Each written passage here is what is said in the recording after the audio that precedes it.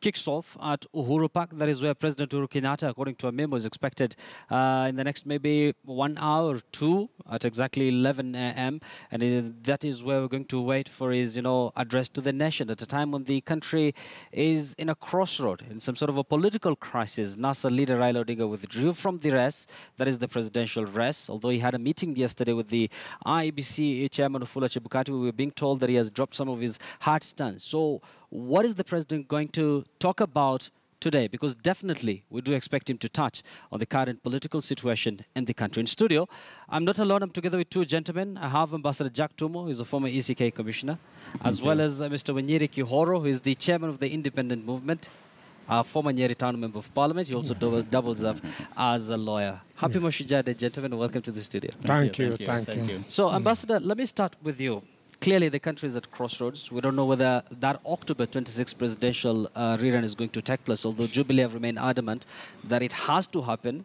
We've seen IBC chair saying that he cannot promise to have a credible election with the current political situation in the country. So, basically, what do you expect from the president's speech today? Yusuf, thank you. Thank you for inviting me into the studio.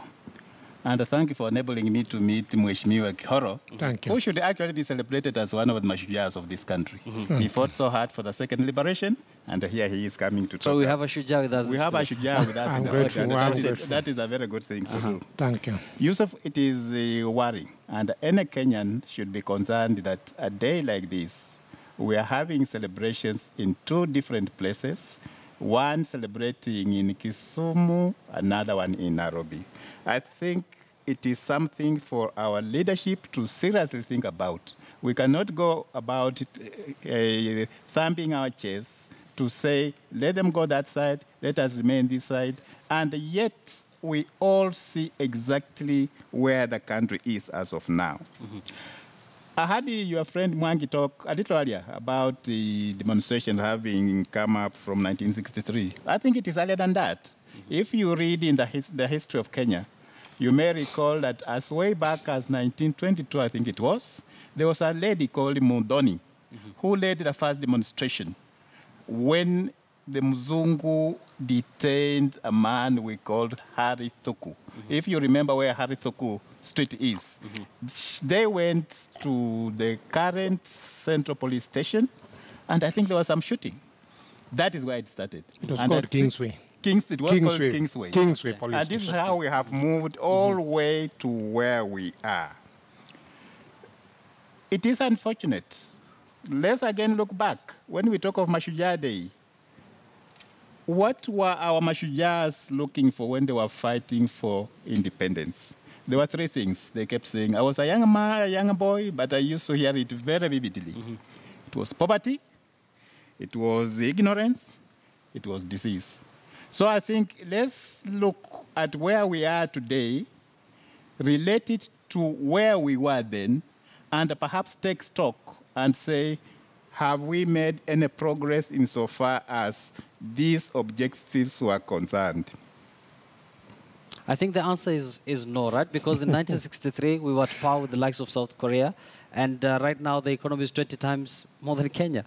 Actually, more than that. It is, and I totally agree even with the line that has been taken by Ambassador, that we should not be having two celebrations in this country. I also agree that we should look at the meaning of our independence to our people. And our people, not only in Nairobi, you might say 50% of the GDP coming from Nairobi, and now when I look around, I find if it is 50% from Nairobi, I wonder why it is 50. Maybe it is now, maybe even 90%, because the rest of the country has stopped.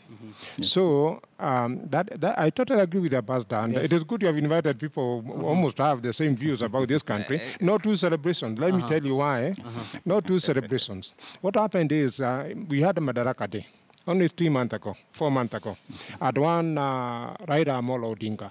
Went to the celebration in Nyeri, and he was sidetracked. He couldn't even speak. He couldn't even wave.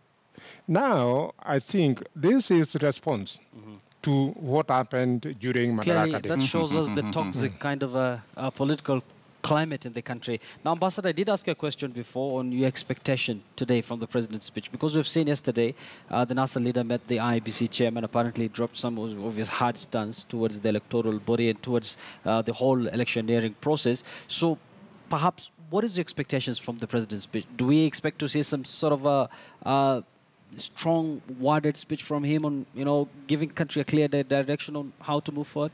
I think the president is in a very awkward position. One, because he is not a full-fledged president of the Republic of Kenya. So he cannot, in confidence, come and give policy issues as far as the country is concerned. Two, he's a candidate for the next week. And I'm hoping and praying that he does not use the National Day to campaign for his position as the coming president. So in between that, he will find something to entertain Kenyans, but avoid policy if it were me, and avoid talking politics, because once he talks politics, he's increasing the alienation of the other group. I think let him find something in between. And as I say, the president has got quite a big challenge, because come whatever it is his legacy now he has really to focus on. What are we going to be thinking about President Kenyatta as? A man who presided over the split of the country, a man who united the country. It is something that I think he has to be a bit tricky, and I've said it many times, that the time comes when a head of state, President Kenyatta is a man who took the oath to take care of the constitution of this country. President Kenyatta is a man who took the oath to unite this country. So anything less than that, I think, is doing this country a disservice. Moving forward, what do you expect from the president's speech today? I expect him to speak to Kenyans in a forthright manner, and to live up to his oath of office. I'd also accept that there are things that happen in a country, and the country is more important than any individual. And that is where you have to have cadre, you have to have the courage, and tell Kenyans, we are talking about 45 million, 50 million Kenyans. Right. What do we want of our country? This is the time for reconciliation. There's no time for more agitation. We have seen where agitation has taken us 10, 15 years, and this is where we are. We even have, if you look at our immediate political history, it is very distasteful. We haven't come here, where we are today, Mashujaa Day, without having made a journey. We have traveled on this journey together. Exactly. And now time has come for us to say, I'm the president.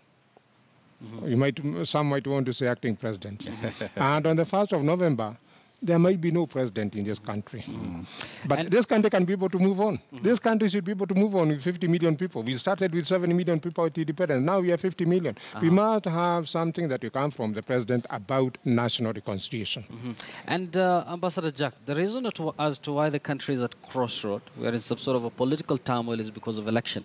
And you being an individual who served in the previous commission, that is ECK, we've seen the latest report from IEBC indicating that the CEO, Ezra Chiloba, has taken a 3-week break from the commission. So does it mean that NASA might now change its stance towards IEBC? Because one of the reasons as to why they were conducting the anti-IEBC demonstrations is because of the likes of Ezra Chiloba and other officials that they've named, saying that they should be made culpable with the Bangalore election on August 8th.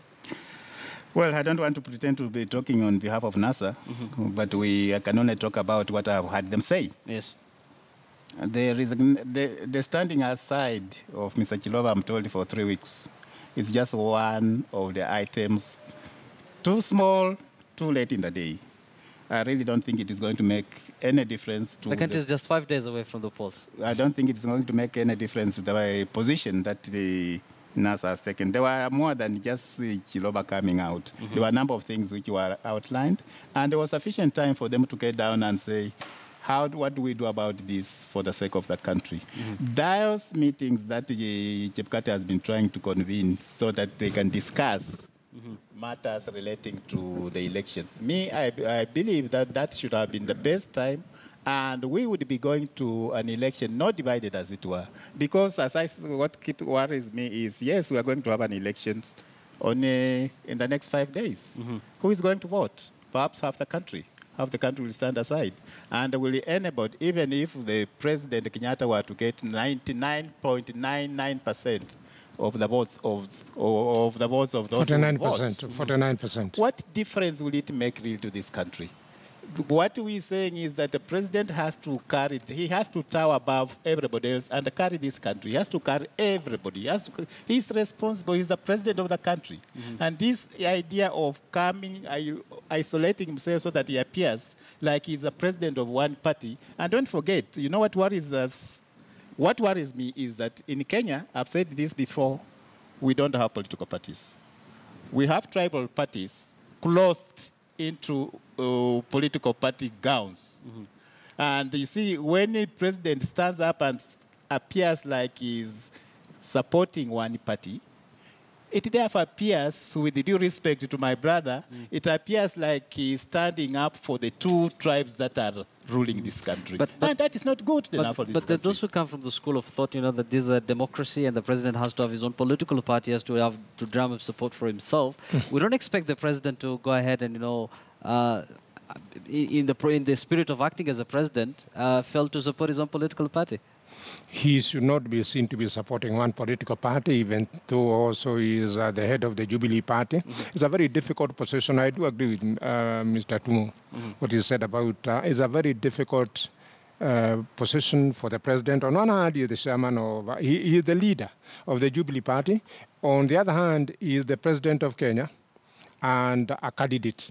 To balance that is very difficult. In relation to what is happening now in the country. What is happening there on the ground is very difficult for him to be able to position himself where he will be acceptable. What is acceptable, I believe, is look at the demands and the needs of your country. What do we need to do to resolve the impasse? One celebration in Kisumu, we could well be having another person, the chairman of the Independent, we could be having another celebration in Mombasa. And speaking about Kisumu, allow me to cross over to the lakeside city of Kisumu. The pictures you're seeing